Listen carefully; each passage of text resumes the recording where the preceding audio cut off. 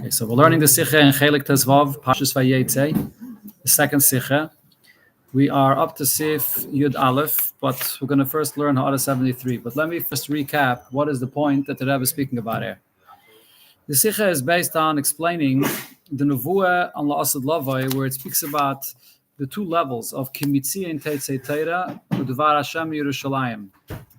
In the Pasuk, it's actually originally talking about the Goyim that would be interested in coming to see what's going on in the Beis HaMikdash. They're going to want to join Klal Yisrael. And there the Pasuk says, Kimitzi and Teitzei Teira Dvar Havayim Yerushalayim. What we learned in the Sikha Barichas is that there are two levels in Teira. There is Teira and there's Dvar Havaya. The difference is, Teira refers to one that learns Teira with a great involvement, very dedicated in understanding Teira. But here, the point of the learning is that he should understand thoroughly what he's learning. Then there's another concept, Dvar Havaya. Dvar Havaya is when one is focused on seeing in Teira what is the will of Hashem. He wants to paskin a halacha. He wants to know how to do a mitzvah. And his entire focus is just his complete dedication to the will of Hashem in order to know how to practice what it says in the words of Torah. That's a deeper level of dedication, a deeper level of bittul to Hashem. That's Dvar Havaya. Now here, in this part of the Sikha, the Rebbe explained that this was the difference between the condition of Klal Yisrael in the time of the first Beis HaMikdash and the time of the second Beis HaMikdash. In the time of the first Beis HaMikdash, Yidden then experienced full freedom from all nations around that were oppressing them. Before then, David HaMelech, before then was still fighting Goyim. After this first Beis HaMikdash, Yidden never had the kind of level of freedom and complete dedication to Hashem in this Beis HaMikdash like that time, and never was again in Klal Yisrael until Moshiach comes. So in the time of the first Beis HaMikdash, they had the opportunity to connect to Hashem on a very deep level.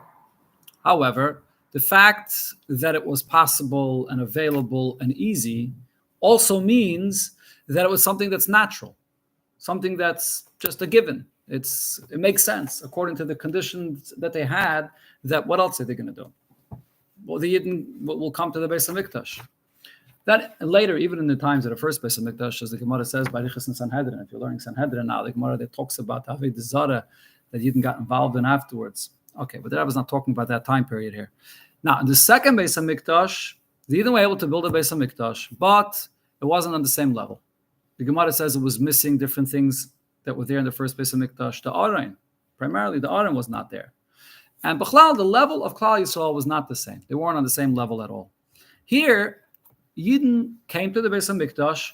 On one hand, their connection to Hashem is compromised, but at the same time, the fact that they did not have such a great godly revelation, and the Yidden still came to the Beis HaMikdash and served Hashem, they're expressing, in a way, a deeper level of dedication to Hashem. Because although it doesn't come easy and it's not natural and not experiencing the same level of height of spiritual revelation, yet they still are ready to come and serve Hashem. So there's an advantage in this dedication in the second Beis HaMikdash. That's the point that we learned here in the Sikha. Now let's see in Ha'ara 73. The Rebbe will explain this a little bit in Kabbalistic terms, based on what it says in Likutei Torah and in the Zohar. So you see, you got it? Footnote 73. It's on page 239 in the booklet here. The Alter Rebbe in Likutei Torah explains, the level of Hey Ilah, as we know in the Shem Yud Kei Vav Kei, there's the first Hey of the name, and then there's the second Hey. The first Hey, the Alter Rebbe here says, which is Bina, that's the level that was revealed in the time of the first Beis HaMikdash. Is Hey Tata B'chinas Malchus. The second Beis HaMikdash, it's the Hey Tata, which is related to Malchus. Now, the difference in general between Bina and Malchus is, Bina literally means understanding, when a person comprehends something. That's where there's such a great godly revelation that Yidden are able to comprehend this and appreciate this. That was available to them in the time of the first Beis HaMikdash. Malchus is where there's no understanding, no comprehension, but Malchus is related to when one is doing in Maisa B'Poyel, an action. He does what he has to. That was primarily the Avodah in the second Beis HaMikdash. This point is Gam HaHefresh Bechinas Tzion V'Yerushalayim K'muvor B'Lukat HaTorah V'Ya'aler. This also explains the difference between the two expressions of Tzion, which is in the first base of Mikdash, and Yerushalayim, which is the second base of Mikdash. These are the two names of the city, Tzion and Yerushalayim. The Rebbe explained it by Riches in the Sikha. We learned it before. The Tziyonu Pnimiyus HaMalchus, Hey Ilah. Tzion is the inside, the deeper level of Malchus, which is that first Hey. V'Yerushalayim is Chetzenius HaMalchus. V'gam Achiluk de Melucha u'Memshala. The two expressions regarding Hashem's kingdom. Melucha is when the people are accepting Hashem's kingdom willingly and happily. Memshala is when Hashem rules. When people are struggling. People are struggling, but they still subdue their Yetzer Hara to serve Hashem. That's the idea of Memshala. This is from the Tzemach Tzedek in the Sefer Yal Oyer. He says, the Moshel Beruchai, one that rules over his spirit, which refers to the Yetzer Hara as well, who is Skafia. That's when a person is Skafia, when one has to subdue the Yetzer Hara. The term Moloich, Melech, is when you can be a king in a calm manner, where a king rules, the people accept him willingly. That's in a person's life, is when he completely transformed the Yetzer Hara.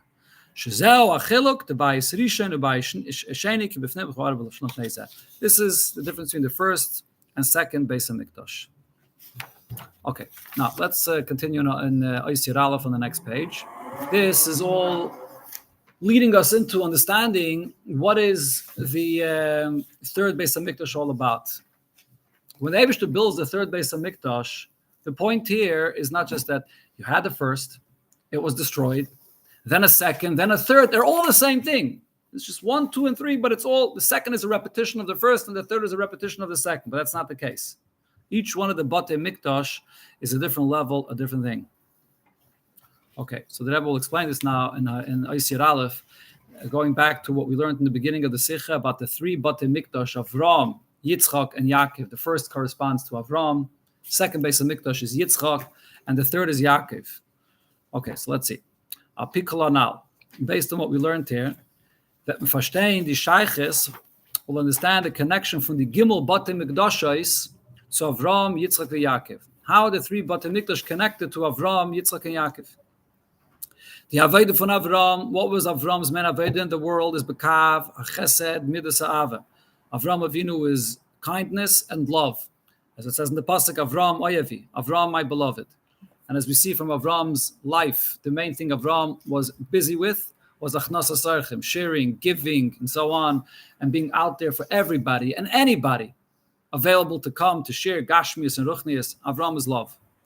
The Ribber is ein Aveda given be'ikir in Mefarsim Megala Zayin Lakos Milmaila Lamata. Avram Avinu publicizes and reveals godliness in the world, drawing from the highest place and revealing it to the lowest people that are in the world.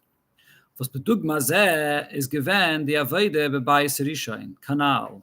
This also characterizes the Yidden's Aveda during the time of the first Beis HaMikdash. The first Beis HaMikdash was a time period of great godly revelation. And that's why all enemies and all opposition were nullified. And Yidden had that great revelation that they connected to and responded to, was available for them. That's the first Beis HaMikdash. Okay, so take a look now in Orah 79. The Rebbe explains the connection to what it says in the Gemara. When Avram Avinu comes to Hara Miriah, he refers to the place of the Beis HaMikdash as a har, as a mountain, as opposed to Yitzchak and Yaakov that have a different name. Why does Avram refer to it as a mountain? So the Rebbe explains in Orah 79. L'chein koroi har. This explains why Avram Avinu refers to the Beis HaMikdash as a mountain. So here, the Rebbe quotes what it says in the Alshich. Loi rak lefi she'osid lecharev v'lo ostes har. The Alshich explains the reason why Avram referred to the Beis HaMikdash, to Har Miriah, as a mountain is a negative thing. Because the first Beis HaMikdash that he saw corresponding to his Aveda is going to be destroyed. And it's going to just turn into a mountain with no Beis HaMikdash there. That's how the Alshich explains this. But the Rebbe says, no, the term Har actually refers to the nature of the first Beis HaMikdash itself. Ki ba'Avram ksev. How does the pasuk describe what Avram's life was, what he did? Haloich v'nesaya hanegba.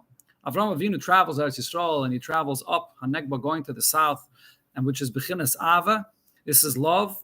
Nikra Har. It's like a mountain. Love is a mountain. Kamoy Har Shabaylet Chulu. Like a mountain that is not flat land, but it's elevated, an elevated land, and it sticks out of the ground. That's the idea of love. When one expresses his connection to the Eibishter, what happens? Your entity, your existence here below is yearning and is getting elevated to return back to Hashem, and therefore you become sort of elevated from the flat existence of the world. So therefore a mountain represents love. There's another place where it says this remez about a mountain being love, the name Aaron. It says about Aaron HaKohen, that Aaron HaKohen lit the lamps of the menorah, and by doing that, he didn't only light the physical menorah, but he lit the lamps of every single Jew, which is hinted in the lamps of the menorah. That was Aaron HaKohen's Aveda. And it's hinted in Aaron's name, because Aaron is Aleph, Har, Nun, the long Nun at the end of the world. What that means is, the Har is love, a mountain represents love. The Aleph is Hashem, and the Nun is the letter Nun that goes down even below the row where the rest of the letters are written, which means even the Jew that's on a very low level, Aaron lifted him up and revealed in him how he can also have a mountain of love for the Aleph, for Hashem. That's what's hinted in the name of Aaron. Yeah, you ever heard this pshat? It says in Chassidus. Because Har is when a person gets lifted up. What's the difference between Ava and Yira? Yira means a person disciplines himself, and Bittul, he nullifies himself, correct? It's Kivutz, where a person is being mitzamtzim himself. Ava is the opposite, expansion and yearning and connection. When a person is expressing his connection and elevation towards Hashem, it's like a mountain that's protruding and is going up out of his mitzias. That's the idea of a mountain. So the fact that Avram, that is, refers to the Beis HaMikdash as a har, it's according to his Aveda. Avram represents love, and therefore he says that the Beis HaMikdash is expressing what his whole life was about, love, a mountain. That's the first Beis HaMikdash. Okay, let's continue inside the Sikha.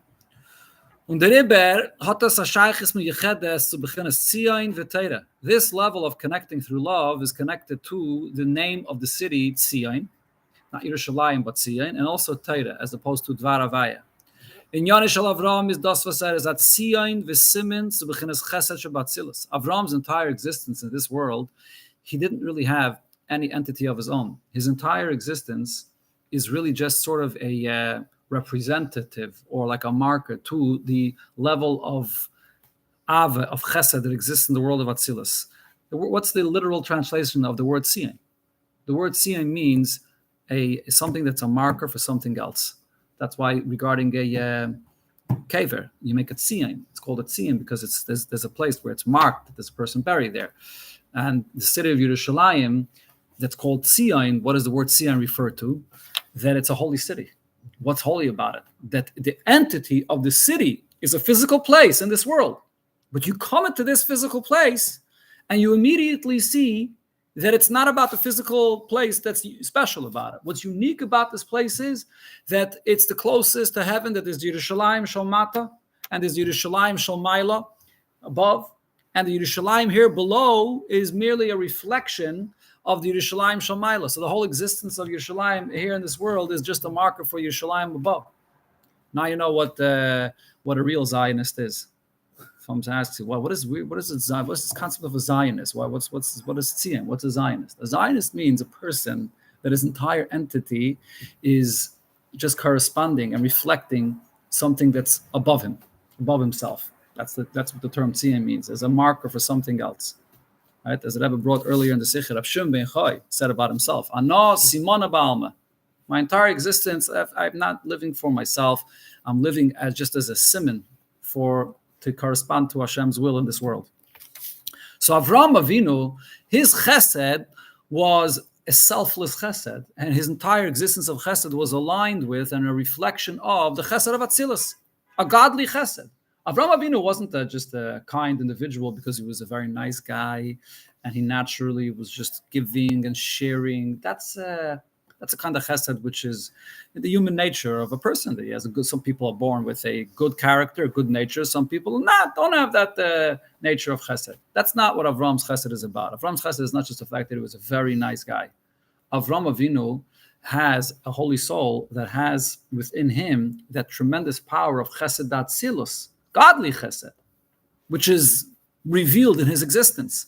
And therefore, when you look at Avram and the way he acted and what he did with his chesed, what you saw is a person which is an ambassador and a representative of Hashem's chesed that's being manifest in this world. That's the existence of Avram. Back inside the Sikha. But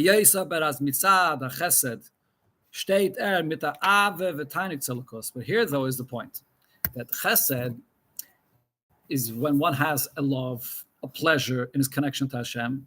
Und Avas Hashem, in the hechste madrege, when one has a connection to Hashem that's based on love, even if it's love on the highest level, like it was in the case of Avram, is das yesh mishu ayev. The famous expression the Alter Rebbe says, he's an entity that loves. You can't have love if there is no basis of an existence of a person that says that he loves Hashem. Love is expressing a feeling that you have, something that you like, something that you connect to, even if it's a very deep level of connection to Hashem, like the Av of Avram with the greatest pleasure. He's so absorbed and focused on the greatness of Hashem, completely just a representative to do what Hashem wants. That's the extent of his love. But nevertheless, Ave, love means that there's a yesh, there's an existence here. That's the Aved of Avram. Okay, before we see weiter, the Rebbe here in the footnotes brings sources over here for what he says. Take a look in Ha'ara 80. The Rebbe brings from what it says in the Zohar and Taisvis. We can see sources for what the Rebbe says inside the Sikha. The Rebbe is connecting the 2 points of Ava, which is a har, a mountain, and the term Tzion. The name of Yerushalayim was just Tzion, and the Ava of Avram, these 2 things go together. So the Rebbe brings sources from various places in Midrashim that you see that it goes together.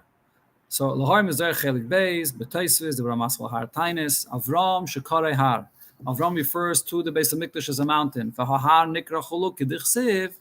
And then in Taisus he brings there that it says Kimitzion Teitzei Teira. So the fact that it's called a mountain and the pasuk Mitzion Teitzei Teira, Taisus says, goes together. Lahar Mibreishis Rabbah. B'Zeh Shehera Kadosh Baruch Hu L'Avram Beis HaMikdash Bonui U'Meshochlal. Avram was shown by Hashem the 3rd Beis HaMikdash, or even the 1st Beis HaMikdash, how it's going to be built. So the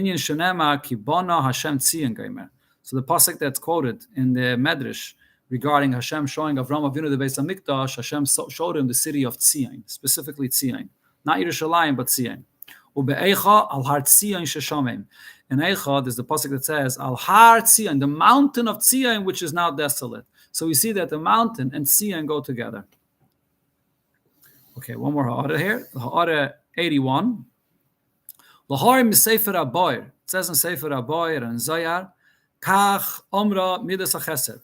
The attribute of Hashem's kindness says, Kol Yemei Yes Avram Ba'aretz. As long as Avram Avinu is alive here in this world, Lo Yitzrachti Ani Lasis Malachti. It's not necessary for me to be active.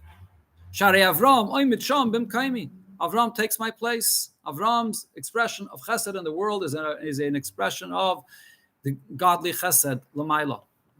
Okay, so you understand from this that Avram's chesed is not any kind of human instinct of a chesed. It's godly chesed that is being expressed through Avram Avinu, and that chesed is related to the tzion, when a person's entire existence is just a reflection of who Hashem is.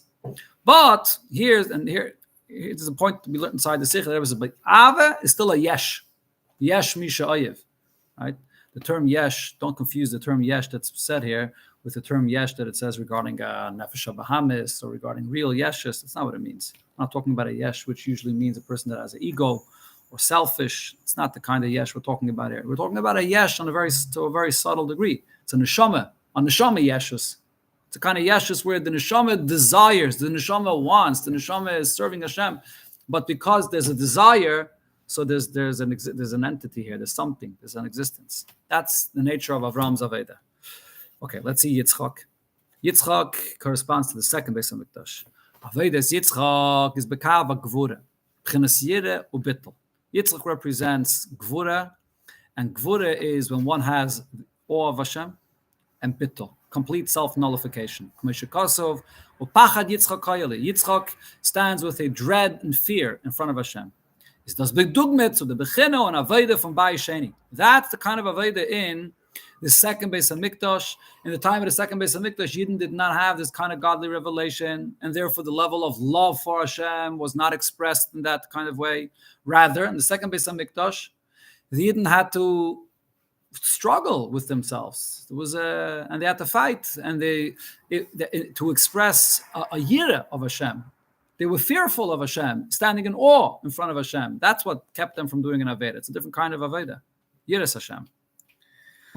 Und in dem besteht sein Sheiches zur Dvar Havayim Yerushalayim. And therefore, on the level of Yitzchak, it's connected to the expression that it says in the Pasuk, Dvar Havayim Yerushalayim, the level of Yerushalayim. What is the word Yerushalayim?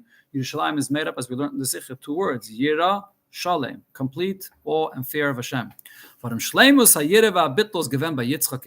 The real full level of Yira of Hashem, that's by Yitzchak. Merer, this is given by Avram, even more than it is by Avram. Avram also had the Indian of Yira, but not to this level of Yitzchak. What we're talking about over here is a level of Yira. There could be a level of Yira where, for example, a minister or a person that is standing in front of a king that appreciates who the king is, and therefore he's standing there with awe and he serves the king, but he's a person that understands and appreciates the greatness of the king. That's why he fears the king. That's not the kind of yira we're talking about here. We're talking about a kind of yira of just a simple servant that stands in front of the king, and he's completely bottled. He's ready to serve the king, his master, without any questions. He doesn't understand. He doesn't appreciate. There's no ava. Pure yira. Pure level of just nullification to Hashem. That's the avodah of what Yitzchak represents. Okay, let's see what it says in the footnotes here. Ha'ara 86 and 87. We'll finish with this for today. Let's see. Okay, now in Ha'ara 85, the Rebbe says, "Hashayches l'sada reiteres ha'pashas chayisara." I didn't look at it now, so I can't tell you what the pshat is, but there's a connection to a sada. Yitzchak refers to the second Beis Hamikdash as a sada, a field. And somehow that's related to Yitzchak's Aveda. Yeah, Yitzchak l'suach basada, but that talks about tefillah. Yeah. And here the Rebbe is speaking about the Indian of Yira and Bittul. Well, what exactly the connection to Sad is? Okay, let's take a look in what it says in Torah here. But in Orah 86, the Rebbe points out, the place of the Akedah was also on Har HaMoriah, by the place of the Beis HaMikdash. What does it say in the Pasuk after the Akedah? That Avram referred to the place as Hashem Yira, Har Hashem Yira. He refers to the place as Yira, fear of Hashem. So we see that Avram is referring this way to the place with the term Yira. But that's not Avram's thing though. It's because Yitzchak was bound as a carbon there. That's what reveals that Yitzchak's Inyan, not Avram's Inyan, is Ava. Yitzchak's Inyan is Yira. That's the second Beis Hamikdash. Okay, 87. Re'ei b'metzuyin b'ha'ara 82. It's quoted before in Ha'ara 82 too, what it says in Torah that b'mailas iskafya, yira tata. There are different levels of yira. Here we're talking specifically about yira ilah tata. That is the sharsha b'choch milah b'chines ayin al b'chines ava. Yira tata means, as I mentioned, when you have people that stand in front of a king and stand with a dread and fear in front of the king. There's the level of yira ilah. So the expression of the Zayah. Yiri law means when the one that fears the king understands and appreciates who the king is, and that's why he stands with complete dedication in front of the king. Then you have a simple slave that knows nothing. He's there to obey the orders of the king. Versteht ja, versteht nicht. It makes no difference. He's there to do what the king wants. That's Yira Tata. That actually expresses a deeper level of dedication. Iskafia. Iskafia means I don't understand what this is about, but I'm here to obey the king's orders. There's a bigger level of self-nullification expressed by that. It's understood from what it says in Torah, in the level where a person is connecting to Hashem with love, even though you're not into yourself, you're not a Metzias for yourself, but within holiness, there's an expression of who you are, of your entity. That's the level of tziyah. Mashenkim b'pchinas eskafia yira hu betachlis abitul, and that's Yerushalayim. Yerushalayim means yira shalem. The ultimate and absolute level of yira is expressed in eskafia even more than eshapche, even more than ave, as we learned throughout the Sikha, the Rebbe explained this concept. So here you see that the second Beis Hamikdash, that seems to be a compromised Beis Hamikdash, has an advantage. The mile of the Iskafia and the mile of the absolute bittul, which is expressed through the Aveda of Yitzchak. Okay, this is all an introduction for the third Beis Hamikdash. Mitzvah Shem, next week we'll see what is the third Beis Hamikdash, which corresponds to the Aveda of Yaakov Avinu. It's the Indian of Yitzchak, which is Yireh, is expressed more in Yireh Tata than Yireh Ilah. The Rebbe explained before in Order 67 that the Muhus of the Bittul, Muhus of the Bittul is more in Yireh Tata than in Yireh Ilah. By the way, one of the members that is missing is going to be for a couple of months in Florida. Ramesha. Is there any way People are coming back from Florida.